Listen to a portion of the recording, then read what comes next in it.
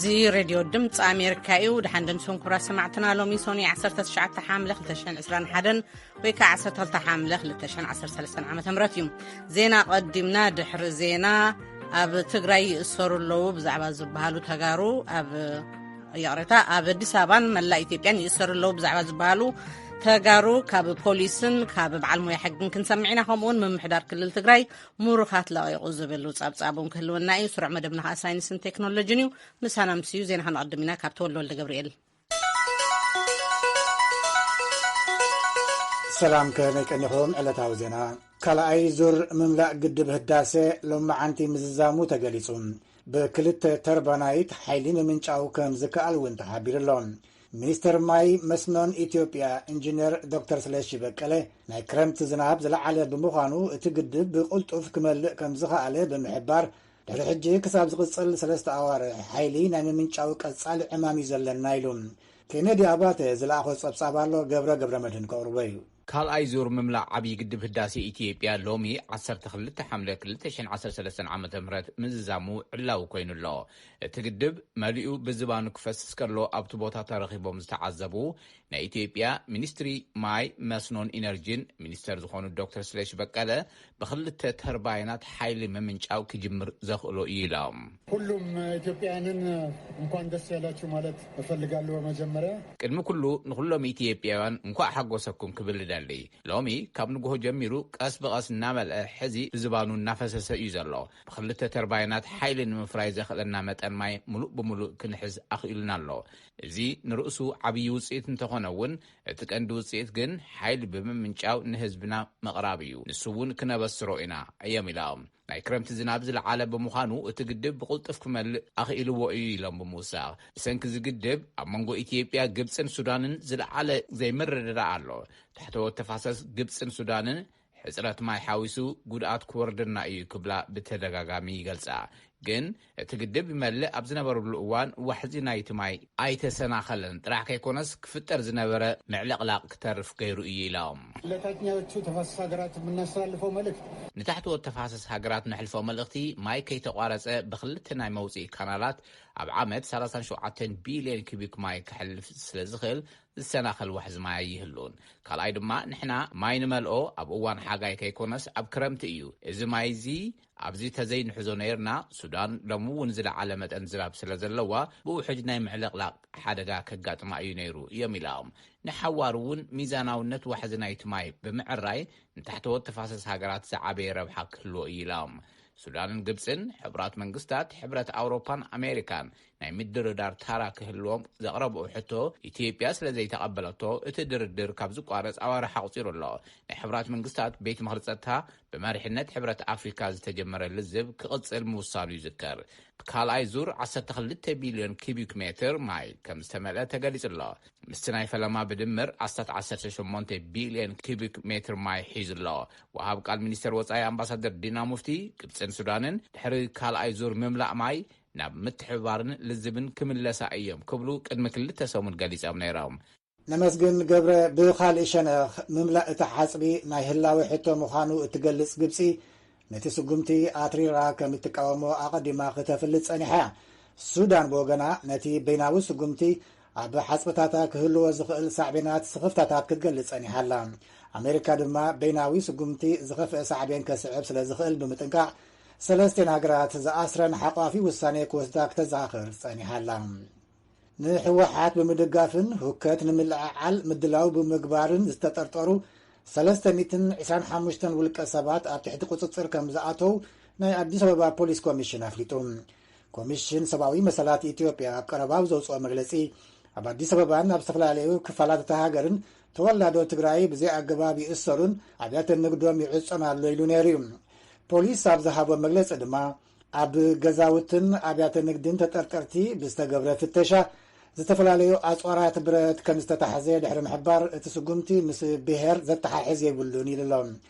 እቲ ኮሚሽን ሰብኣዊ መሰላት በኻል ወገን ኣብ ትግራይ እውን ናይ ሕወሓት ተቃወምቲ ኢኹም ተባሂሎም ዝተቐተሉ ንጹሓን ሰባት ከም ዘለዉ መረዳእታ ኣለኒ ኢሉ ድሕሪ ዜና እውን መወሰኽታ ክህልወና እዩ ብሕወሓት ዝምራሕ ዕጡቕ ሓይሊ ኣብ ዋግ ኽምራ ፍሉይ ዞን ከባቢ ኣበርገለ ድሕሪ ምቁፅጻሩ ብኣሽሓት ዝቝፀሩ ሰባት ነቲ ከባቢ ሓዲጎም ናብ ከተማት ዞባ ዝኾነት ሰቆጣ ምፍንቓሎም ካብኦም ገሊኦም ንቪኦኤ ሓቢሮም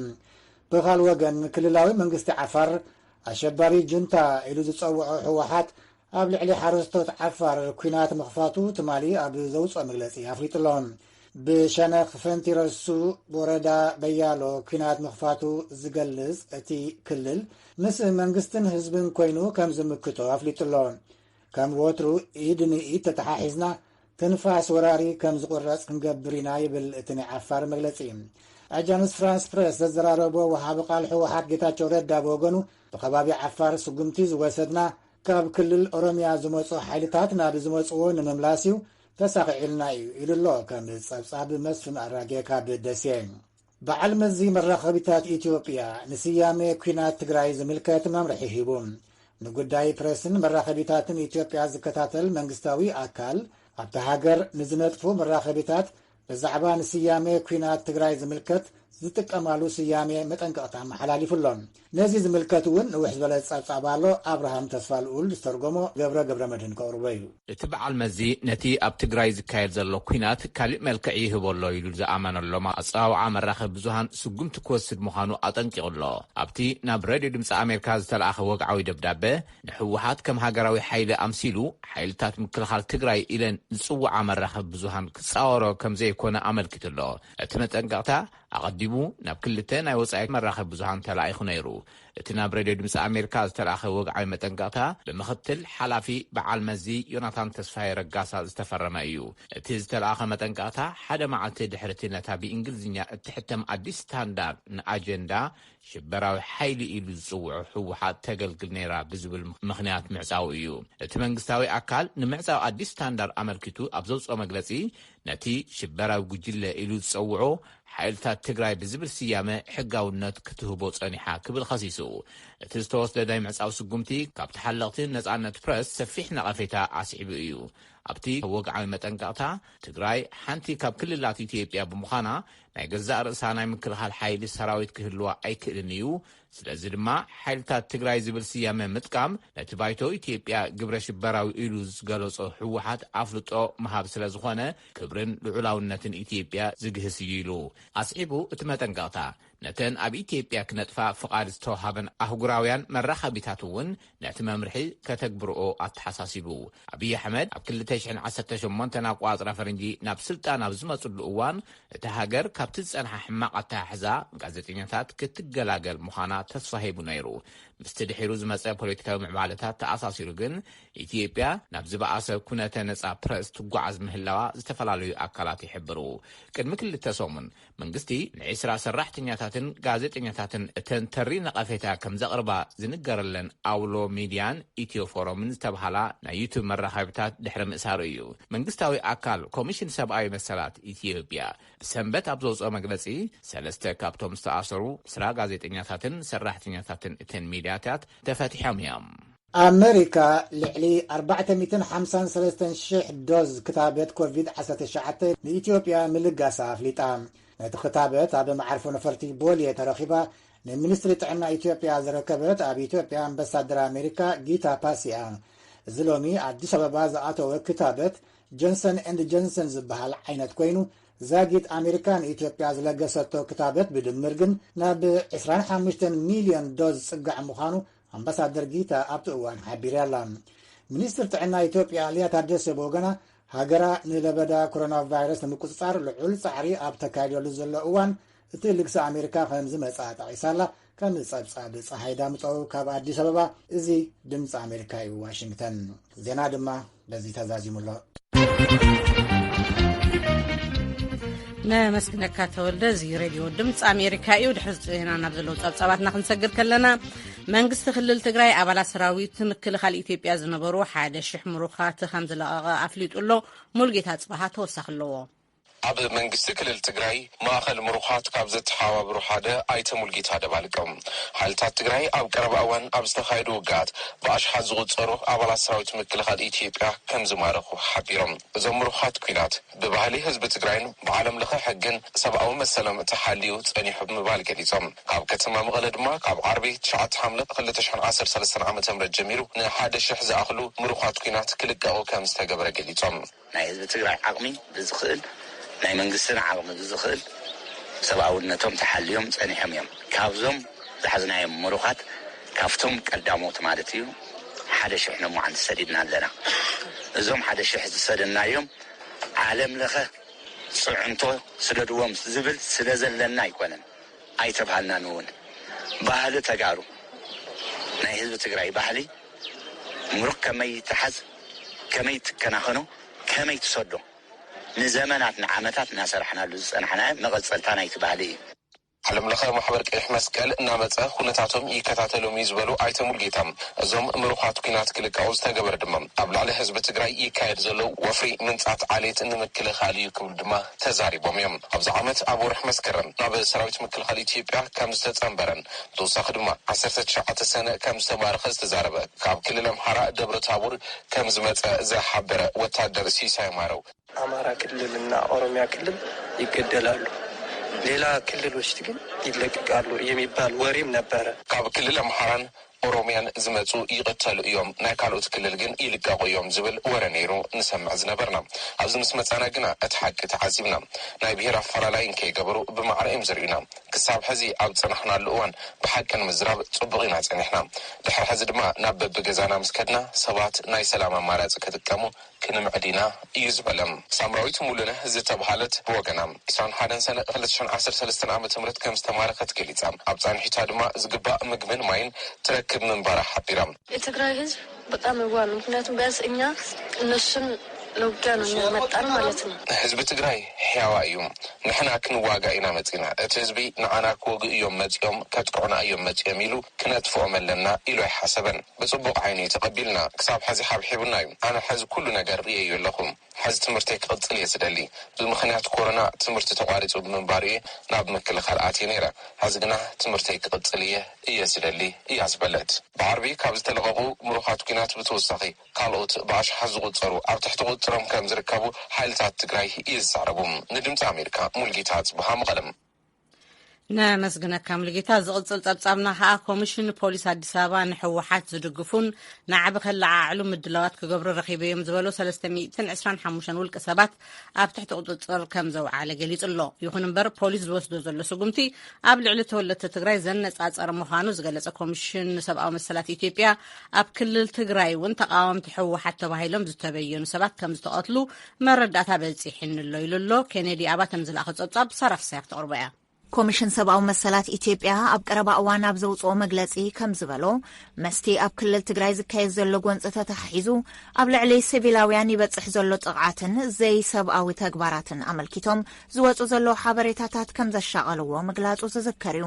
ንአዲስ አበባ ሓዊሱ ኣብ ዝተፈላለዩ ከባብታት ተሃገር ኣብ ልዕሊ ተወለድቲ ትግራይ ዘይሕጋዊ ማእሰርቲ መንግልትዓትን ኣብያተ ንግድታቶም ምዕጻውን ዝኣምሰሉ ተግባራት ይፍጸሙ ምህላዎም ዝሕብሩ ጸብጻባት ከም ዝበጽሕዎ ይጠቒሱ ነዚ ጉዳይ ኣመልኪቱ ኣብ ዝሓለፈ ሰሙን መግለጺ ዝሃበ ኮሚሽን ፖሊስ አዲስ አበባ መንግስቲ ፌደራል ኣሸባሪ ኽብል ንዝበየኑ ሕወሓት ደገፍቱ እዮም ኢሉ ዝጠርጠሮም 325 ውልቀ ሰባት ኣብ ትሕቲ ቀይዲ ምውዓሉ ኣፍሊጡ ኮሚሽን ፖሊስ አዲስ አበባ ጌቱ አርጋው ንቴሌቪዥን ኢትዮጵያ ኣብ ዝሃብዎ መግለጺ ፖሊስ መጽናዕቲ ዝተገብረሉ ስጉምቲ ወስድ ምህላው ተዛሪቦም ሰራዊቱን አሸንፎ መቀሌ እንደተቆጣጠሩ በሚያናፍሱት አሉባልታ መነሻነት በአዲስ አበባ ከተማ ንሰራዊት ምክልኻል ስዒሮም ንከተማ መቀለ ከም ዝተቆጻጸሩዋ ዘናፍስዎ ዘለው ሓሶታት መበገሲ ብምግባር ኣብ ከተማ አዲስ አበባ ዝርከቡ ደገፍቶም ተሓባበርቶምን ተለኣኽቶምን እውን ከተማ አዲስ አበባ ማእኸል ናዕብን ህውከትን ንምግባር መንቀሳቃሳት ብምጅማሮም እዚ ድማ በይናዊ ምቁራጽ ተጻብኦ ኣብ ዝተወሰነሉ ዕለት ምሸት ጀሚሩ ኣብ ዝተፈላለዩ ሆቴላት ብሳዕስዒትን ሃይሃይታን ንሕገ መንግስትን ክብሪ እዚ ሃገርን ዝጻረሩ ክብሪ ባንዴራ ዝሃገር ዘዋድቑ ዘይሕጋዊ ተግባራት ክፍጽሙ ተራእዮም እዮም ነዚ መበገሲ ብምግባር ፖሊስ አዲስ አበባ ምስ ፌደራል ፖሊስን ጸጥታን ከምኡውን ምስ መላእ ህዝብና ብምትሕብባር ኣብ መጽናዕቲ ዝተመርከዘ ሕጊ ናይ ምኽባር ስራሕ ንሰርሕ ኣለና እዮም ዝበሉ ኣብ መንበር ኣባይትን ኣብያተ ንግድን ተጠርጠርቲ ብዝተገብረ ተፍትሽ ዝተፈላለዩ ኣጽዋራት ከም ዝተረኽበዮም እቶም ኮሚሽነር ገሊጾም ወደ 126 የሚሆን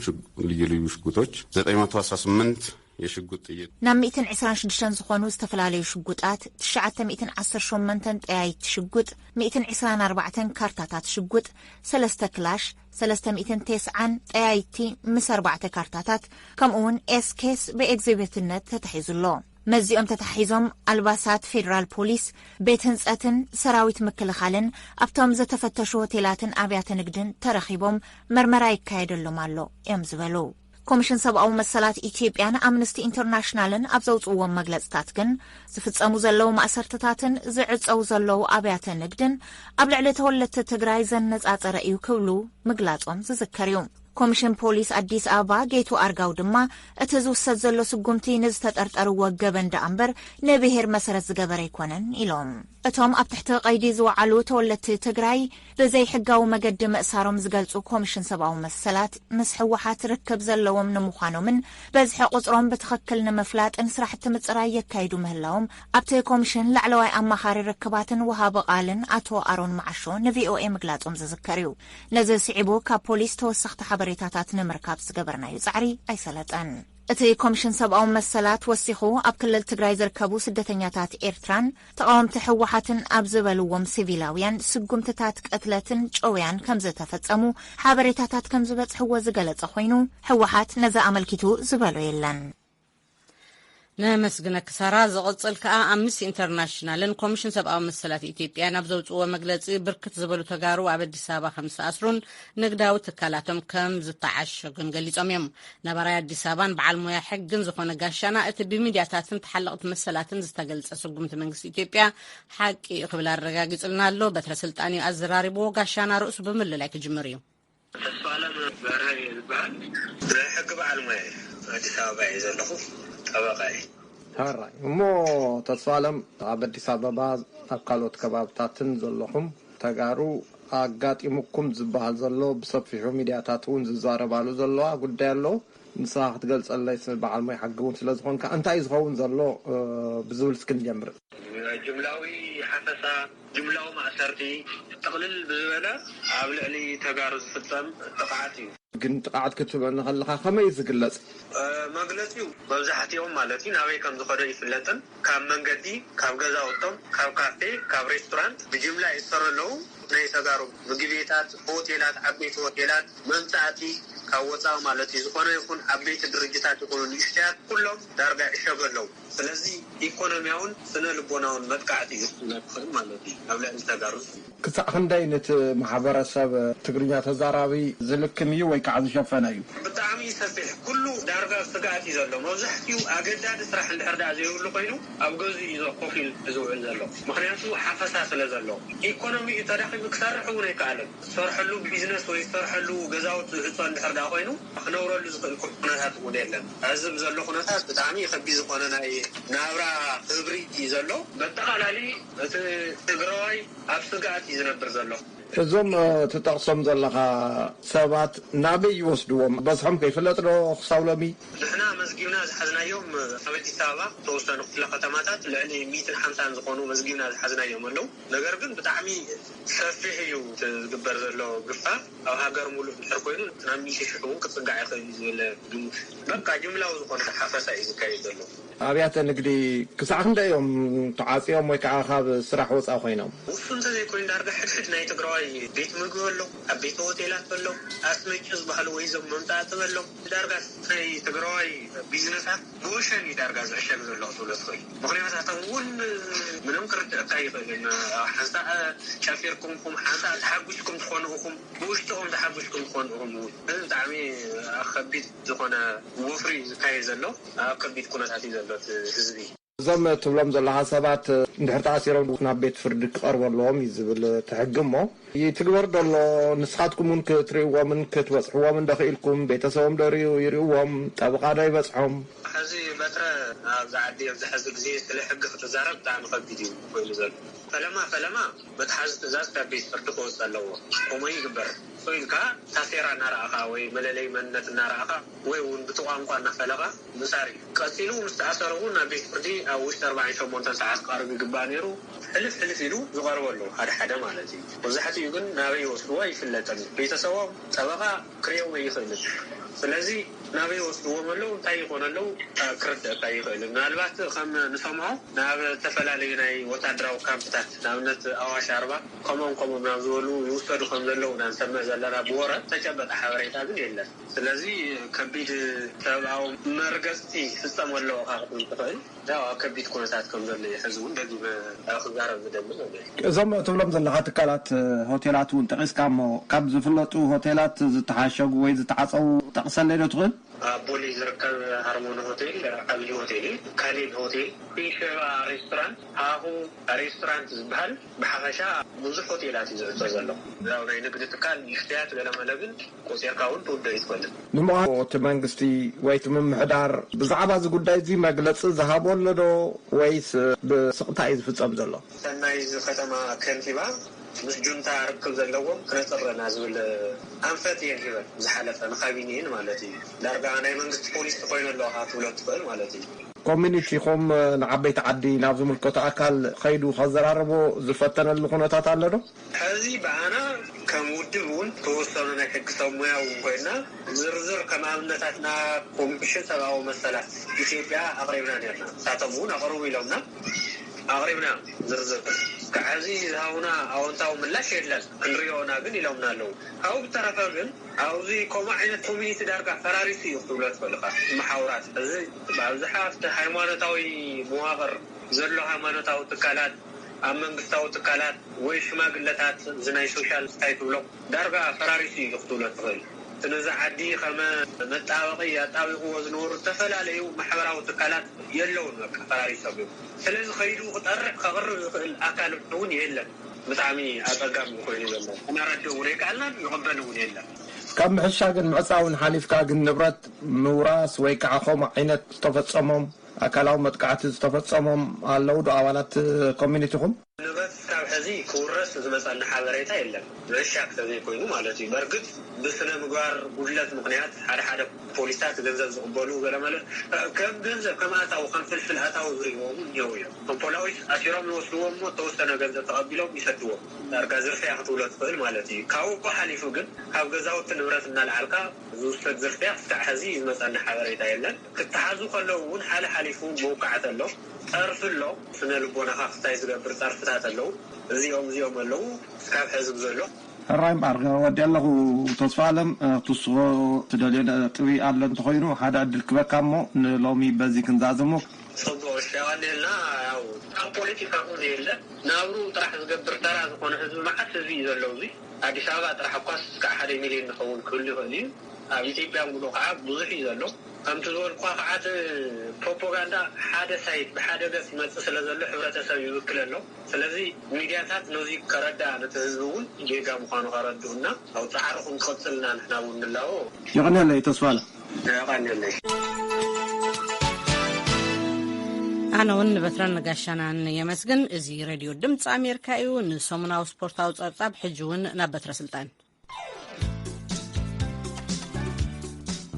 ከመይ ቀኒኹም ስፖርታዊ ዜና ከነስምዐኩም ግጥማት ሴካፋ ወይ ከዓ ሃገራት ማእከላይን ምብራቕን ኣፍሪካ ትሕቲ 23 ዓመት ዘዕድሚኦም ኣብ ባህር ዳር ኢትዮጵያ ቀፂሉ ኣሎ ነቲ ዞባዊ ግጥም ቅድሚ ትማሊ ቀዳም ዝጀመረኦ ጋንታታት ኢትዮጵያን ኤርትራን ነይረን ክልቲአን ጋንታታት ማዕረ 3-3 ተፈላለየን ጋንታ ኢትዮጵያ ኣብ ቅድሚ ደገፍታን ኣብ ገዛእ ሜዳን ማዕረ 3-3 ምፍልላያ ጥንካረ ተጋጣሚት ጋንታ ኤርትራ ዝሓበረ ኮይኑሎ ዊልያም ሰሎሞን ሓደ አቡበከር ናስር ድማ 2 ሸቶታት ኣመዝጊቦም ነይሮም ንጋንታ ኤርትራ 3 ሸቶታት ብሓደ ሰብ እየን ተመዝጊበን በዓል ሱሌማን ሃትሪክ ሰሪሖ ኣሎ أبزربانا إرتراوي علي سليمان مسجان تا إثيوبيا بونا نكسلف كونترات كم زفرمة رغبنا يزينا حبير الله تمالي أبز تغيرو قطمات أوغاندان كونغون 0-0 تفلالين كينيا دمان جوبوتي 3-0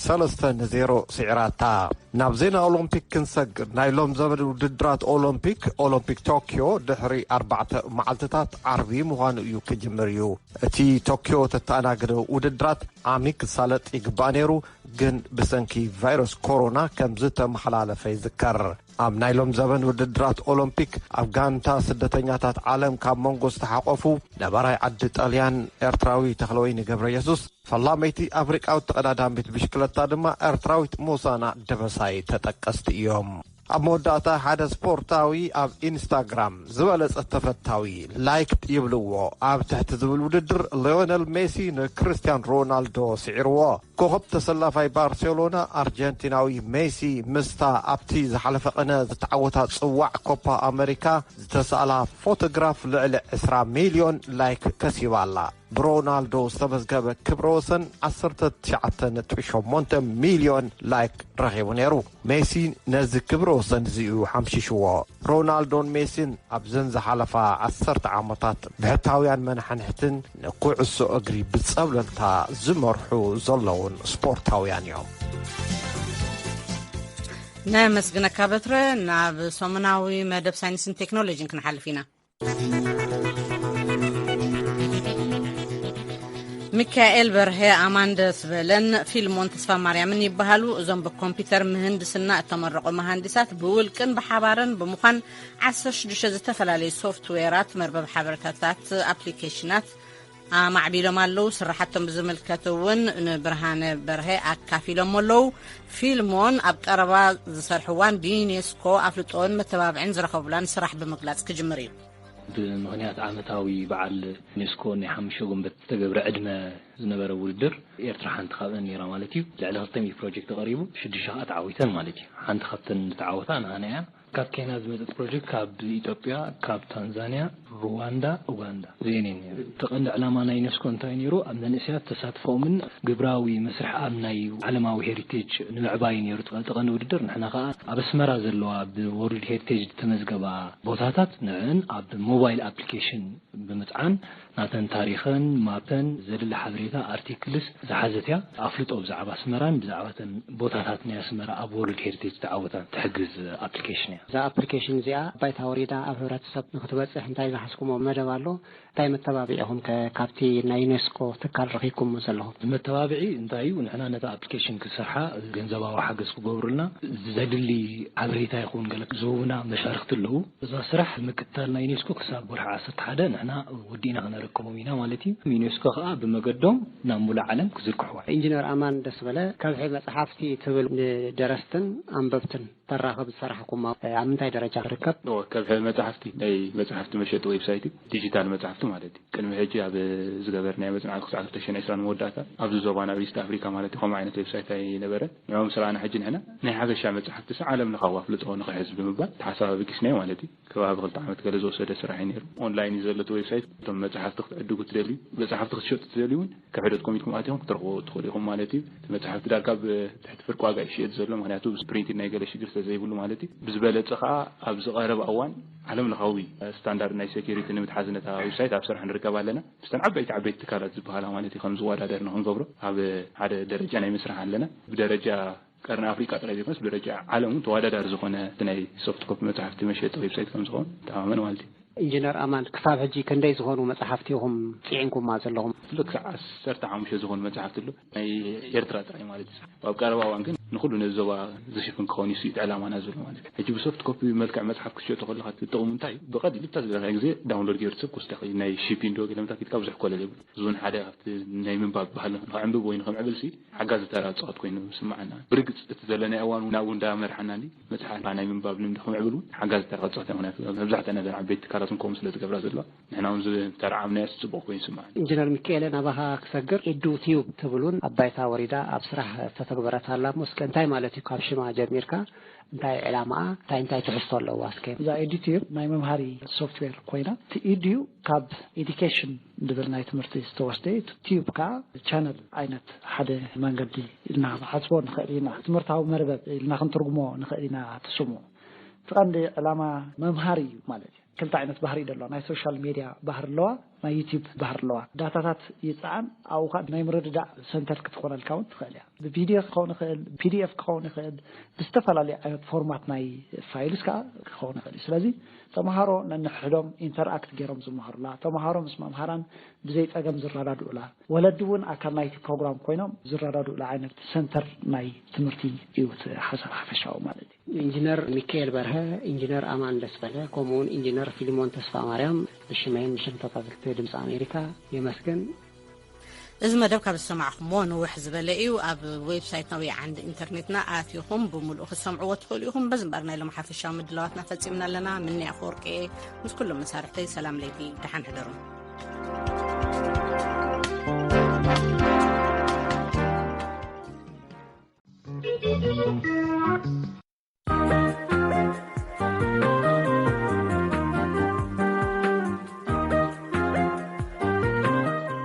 እዚ ሬድዮ ድምፂ ኣሜሪካ እዩ ድሓን ደንሶን